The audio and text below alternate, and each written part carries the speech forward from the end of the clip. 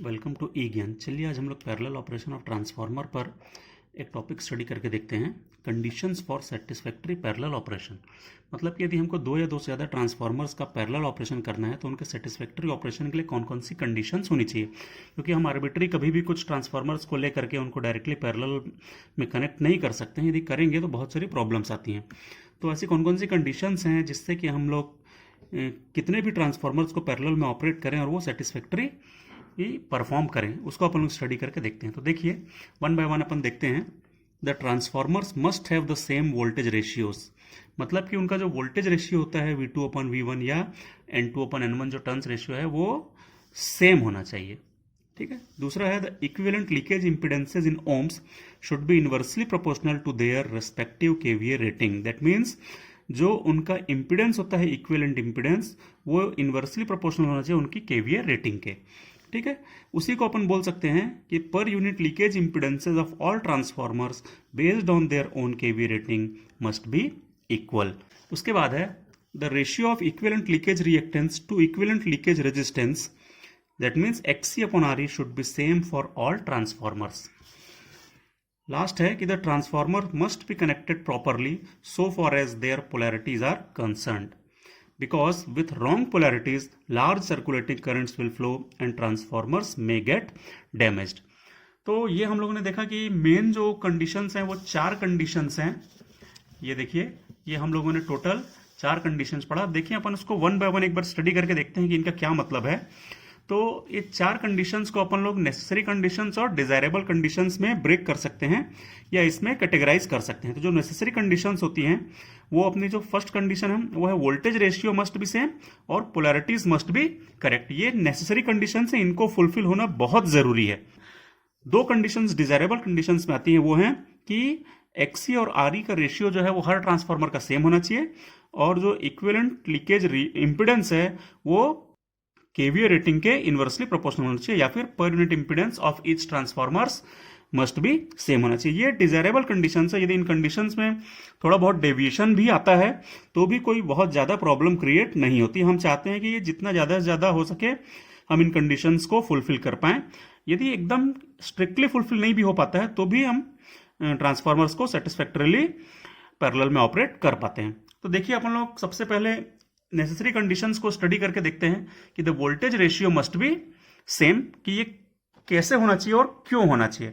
तो देखिए ये दो ट्रांसफार्मर्स हैं जो पैरेलल में कनेक्टेड है। ये ट्रांसफार्मर A है और ये ट्रांसफार्मर B है। सपोज ये दोनों पैरेलल में कनेक्टेड हैं। देखिए इस ट्रांसफार्मर की प्राइमरी इन दोनों लाइंस के बीच में कनेक्टेड है और बी ट्रांसफार्मर की भी प्राइमरी इन्हीं दोनों लाइंस के बीच में कनेक्टेड है।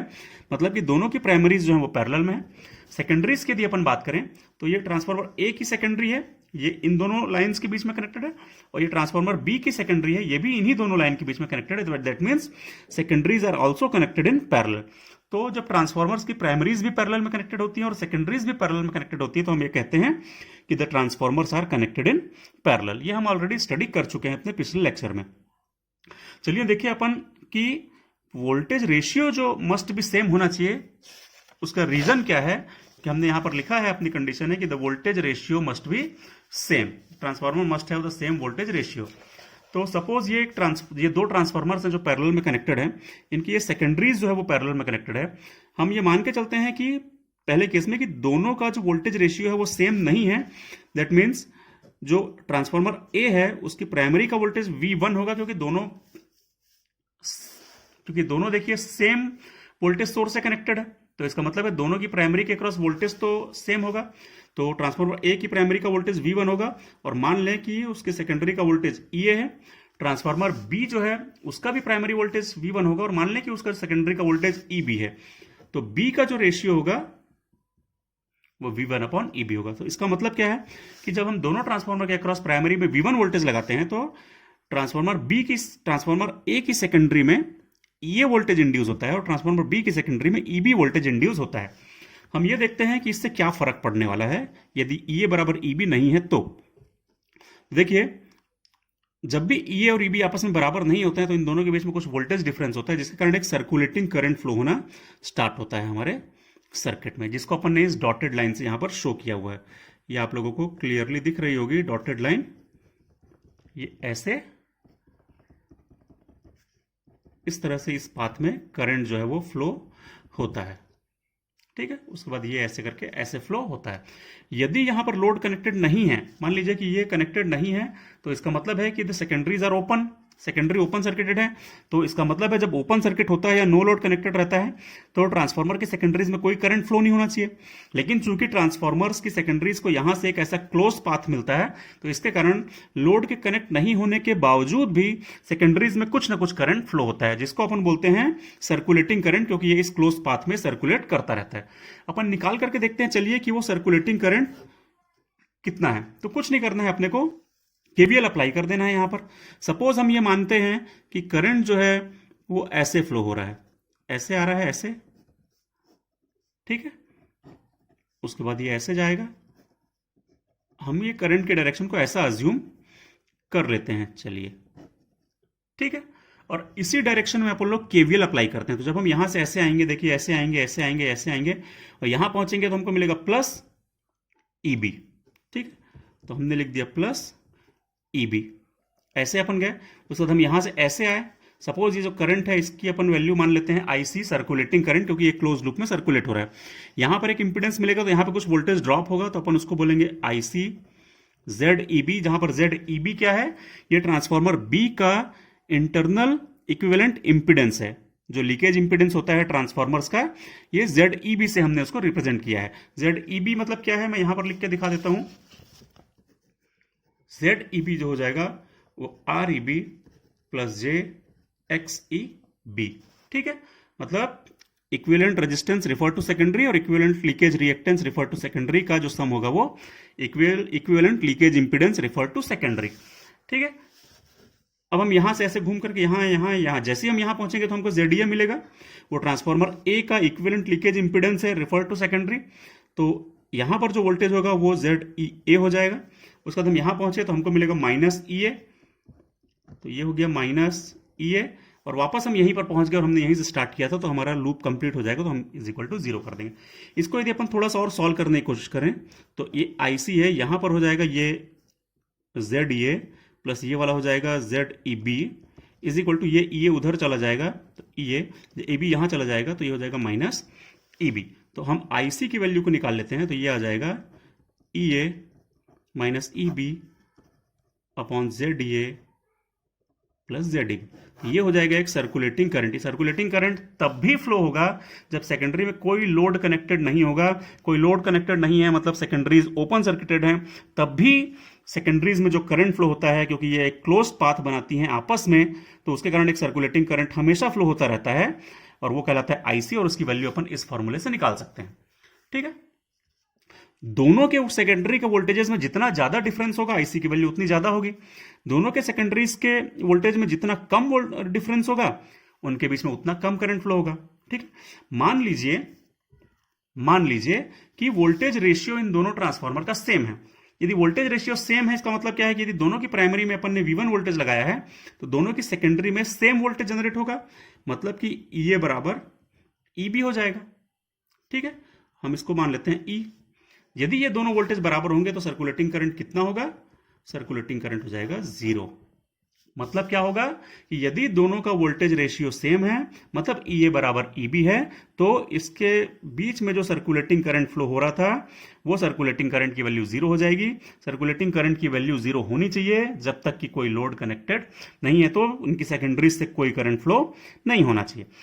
लेकिन यदि इन दोनों के सेकेंडरी के वोल्टेज के बीच में थोड़ा सा भी डिफरेंस है, बहुत कम डिफरेंस भी होता है, तो भी यहां से कुछ ना कुछ आईसी करंट फ्लो होने लगता है। क्योंकि हम जानते हैं, हमने पहले ट्रांसफार्मर को जब हमने स्टडी किया था तो हमने देखा था कि ट्रांसफार्मर्स के जो लीकेज इंपीडेंसेस होते हैं वो बहुत स्मॉल होते हैं, मतलब जेडीए और जेडीबी की वैल्यू बहुत स्मॉल होती है।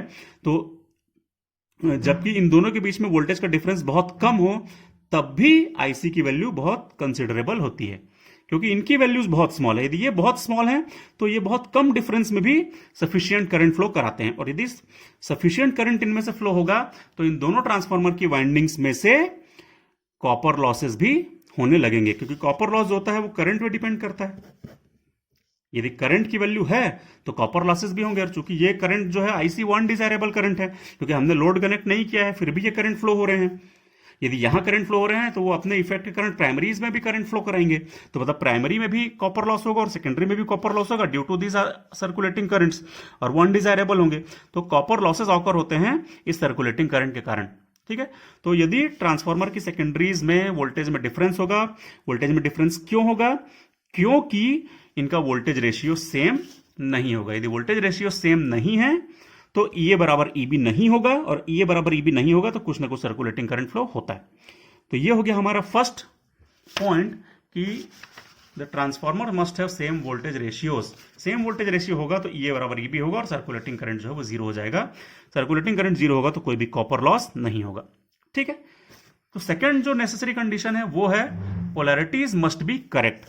जब भी हम ट्रांसफार्मर की सेकेंडरीज को कनेक्ट करें तो पोलैरिटीज जो है वो करेक्ट होनी चाहिए। रॉन्ग पोलैरिटी से कभी भी करेक्ट हमको कनेक्शन नहीं करना है। ध्यान रखिएगा, बहुत ज्यादा जरूरी और बहुत इंपॉर्टेंट पॉइंट है। ये जो पॉइंट है ये स्ट्रिक्टली फॉलो होना चाहिए। यदि इसमें गलती हुई तो ट्रांसफार्मर जो है वो डैमेज भी हो सकता है। कैसे हो सकता है चलिए देखें।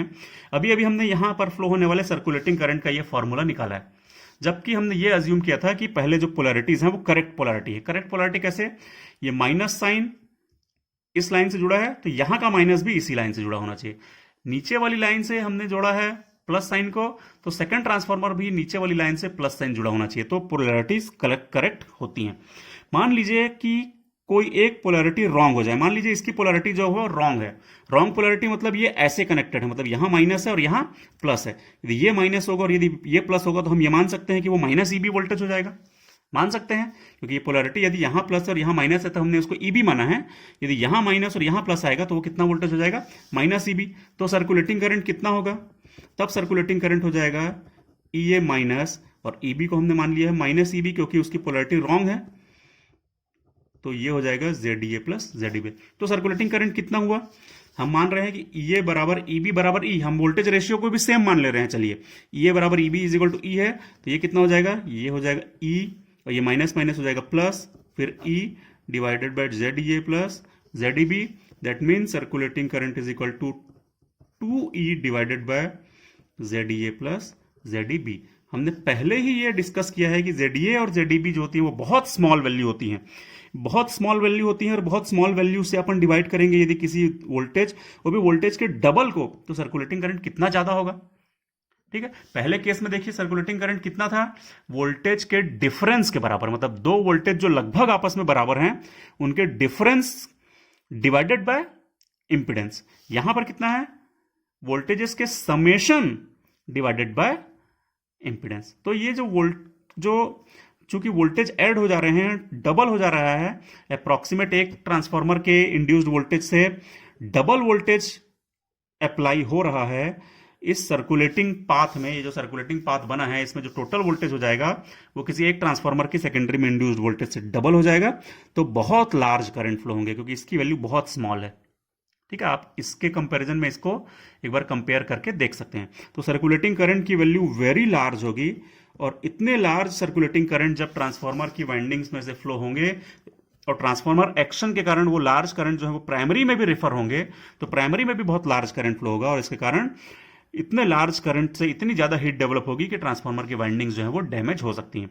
तो इसीलिए इस पॉइंट को बहुत इंपॉर्टेंस दिया जाता है और ये बहुत स्ट्रिक्टली फॉलो होना चाहिए ये पॉइंट जो है कि the polarities must be correct, और ये बहुत नेसेसरी कंडीशंस है। उसके बाद जो डिजायरेबल कंडीशंस होती हैं उसको देख लें, तो XC अपॉन RE का रेशियो जो होता है वो सेम होना चाहिए, मतलब कि the ratio of equivalent leakage reactance to equivalent leakage reactance should be same for all transformers. इसका क्या मतलब होता है कि यदि लीकेज रिएक्टेंस और रेजिस्टेंस का रेशियो सेम नहीं होगा तो सभी ट्रांसफार्मर्स जो हैं, ट्रांसफार्मर A, B और जितने भी ट्रांसफार्मर्स होंगे वो अलग अलग पावर फैक्टर पे वर्क करेंगे। उनके जो इंपिडेंस ट्रायंगल जो होता है, जो ये जो R होता है, इधर X होता है, यहाँ Z होता है, जो इंपिडेंस ट्रायंगल होता है, यहाँ पर जो पावर फैक्टर एंगल बनता है वो सभी ट्रांसफार्मर का अलग अलग शेप का होगा। यदि XC अपॉन RE सेम नहीं होगा तो यदि सभी ट्रांसफार्मर्स अलग अलग पावर फैक्टर पे वर्क करेंगे तो लोड के पावर फैक्टर से कोई ट्रांसफार्मर ज्यादा पे वर्क करेगा तो कोई दूसरा ट्रांसफार्मर लोड के पावर फैक्टर से कम पे वर्क करेगा, तो ये सेटिस्फैक्टरी ऑपरेशन हमको नहीं मिल पाएगा। ठीक है, तो ये एक रीजन होता है कि हमारे जो सभी ट्रांसफार्मर्स हैं वो सेम पावर फैक्टर पे वर्क करना चाहिए, मतलब सबका जो XC/RE का जो रेशियो होता है वो सेम होना चाहिए। लेकिन इसमें कुछ डेविएशन यदि होता है तो वो एक्सेप्टेबल है, बहुत ज़्यादा स्ट्रिक्टली इसको फॉलो अपन नहीं कर पाते हैं। उसके बाद होता है कि जो लीकेज इंपीडेंस होता है, equivalent leakage impedance of each transformer जो होता है वो उसके केवीए रेटिंग के इनवर्सली प्रोपोर्शनल होता है, और ऐसा करने के लिए ये पर unit impedance of each transformer must be same. मतलब कि जितने भी ट्रांसफार्मर हैं, जैसे ZA है तो ZA per unit must be equal to ZB per unit होना चाहिए। मतलब कि सभी ट्रांसफार्मर्स का per unit impedance based on their own rating must be same होना चाहिए। ठीक है, उनकी खुद की रेटिंग पर बेस्ड यदि अपन पर यूनिट इंपीडेंस निकालते हैं तो हर ट्रांसफार्मर का पर यूनिट इंपीडेंस जो होना चाहिए वो सेम होना चाहिए। ये बहुत ज्यादा जरूरी है। यदि ऐसा होगा तभी उनके द्वारा जो शेयर जो केवीए होता है वो उनके लीकेज इंपीडेंस के इनवर्सली प्रोपोर्शनल होगा। ठीक है, तो ये कुछ कंडीशंस हैं जो ट्रांसफार्मर के सेटिस्फैक्टरी ऑपरेशन के लिए बहुत ज़्यादा ज़रूरी हैं। इनको बहुत ध्यान से पढ़ना है क्योंकि ये एग्जाम पॉइंट ऑफ व्यू से भी बहुत इंपॉर्टेंट है। तो इसको आप लोग ध्यान से पढ़ेंगे और आई होप आप लोगों को ये कंडीशंस जो हैं वो क्लियर हो गई होंगी। Thank you.